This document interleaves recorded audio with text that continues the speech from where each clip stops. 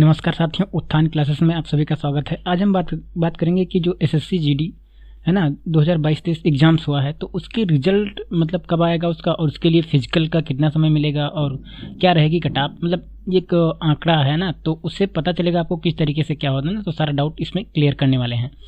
तो सबसे पहले मैं बता देता हूँ कि एक कोई मतलब प्रमाणित नहीं है कि क्या कहते हैं कि इस पर फिर बाद में उस तरीके से सोचो, लेकिन यहाँ तक मेरा अनुमान है ना, पीछे एनालिसिस की गई, अभी आप समझोगे तो फिर आपको समझ में बेहतर ढंग से आएगा।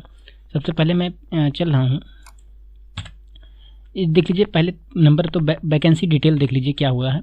देख लीजिए यहाँ पे डेटा रखा गया है, मतलब 2021 का और इधर 2022-23 का। तो इससे आपको कंफर्म होगा पहले की वैकेंसी मतलब कितनी थी। तो ये आपका थी 25,271 वैकेंसी थी, है ना। और अप्लाई फॉर्म कितने अप्लाई किए थे, तो 71 लाख फार्म अप्लाई किए गए थे, है ना। एग्जाम का पैटर्न मतलब 100 क्वेश्चन पहले पूछे गए थे 2021 में और 90 मिनट का टाइम दिया गया था, है ना। और सीट्स मतलब एक कैंडिडेट में मतलब अगर आंकड़ा निकाला जाए तो इससे डिवाइड किया जाएगा तो 280 कैंडिडेट एक सीट पे थे।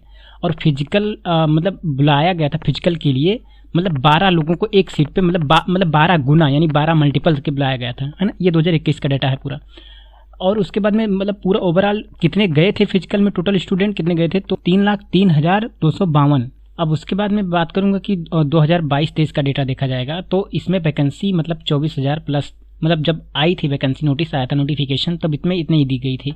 और फॉर्म अप्लाई हुए थे 54 लाख के आसपास, है ना। इसमें मतलब 71 लाख है, तो कहीं ना कहीं इसका डेटा मतलब 2022-23 वाला है, काफ़ी हद तक ठीक माना जाएगा। और उसके बाद में जो एग्जाम पैटर्न की बात की जाए तो इसमें 80 क्वेश्चन थे, 60 मिनट यानी 1 घंटे के टाइम दिए गए थे।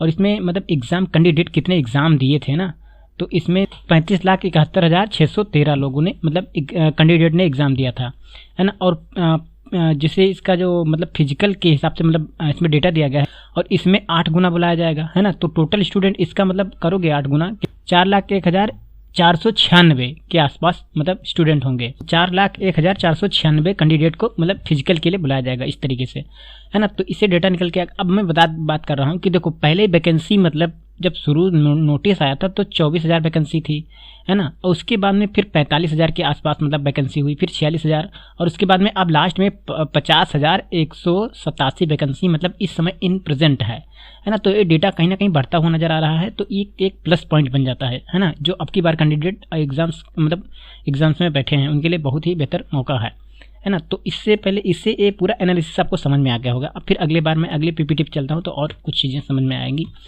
इसमें सारी चीज़ें बताई गई थी कि देखो, इसमें मैं बता देता हूँ, जो 2021 का एग्जाम हुआ था 16 नवंबर से शुरू हुआ था, 15 दिसंबर के बीच हो गया था। आंसर की आ गई थी 24 दिसंबर को। और जो फिजिकल मेरिट लिस्ट जिसे बोलते हैं, रिजल्ट आप कहते हो या कुछ भी चीज़ें होती है, तो लास्ट मार्च तक आ ही गया था। और रनिंग की बात की गई थी तो लास्ट मतलब मई में गर्मी में करवाई गई थी मतलब रनिंग वगैरह। अब 2022-23 का डेटा देखो, मतलब अंदाजा है जैसे कि मतलब एक डिटेल में, जैसे एग्जाम शुरू हुआ था 10 जनवरी से 13 फरवरी तक के एग्जाम खत्म हो गया था, है ना।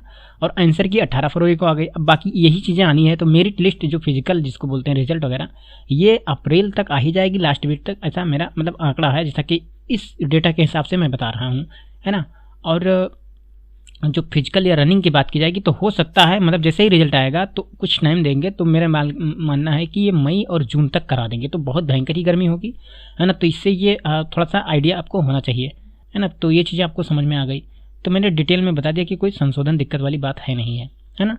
अब मैं बात करता हूँ कुछ फिजिकल की चीज़ें क्या होती हैं। हालांकि आप सभी लोग जानते भी होंगे। देखो कैंडिडेट की बात करूँगा, जो मेल्स कैंडिडेट हैं उनको 5 किलोमीटर 24 मिनट में दौड़ना है ना। तो दौड़ काफ़ी मतलब बहुत ही मतलब मेहनत वाली बात है ना। इसको बहुत कई प्रैक्टिस करने से ही होगा, है ना।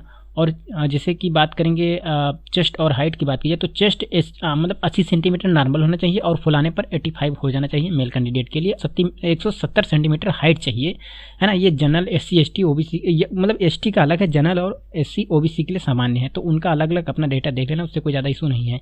मैं जनरल को मान के पूरी डिटेल बता रहा हूँ, है ना। हालांकि जनरल SC OBC का ये सेम डेटा ऐसे ही रहेगा। और फीमेल कैंडिडेट के लिए रनिंग के लिए 1.6 मतलब 1 किलोमीटर और 600 मीटर के आसपास दौड़ना है उनको।